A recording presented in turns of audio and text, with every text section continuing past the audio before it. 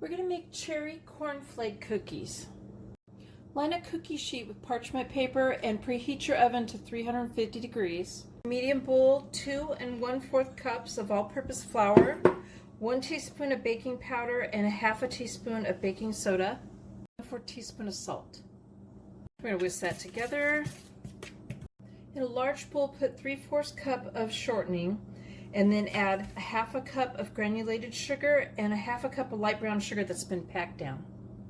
Mix on medium speed till it's combined and creamy. Add in 2 large eggs, 1 1/2 teaspoons of vanilla extract till combined on medium speed. Add the dry to the wet about a cup at a time and just mixing afterwards.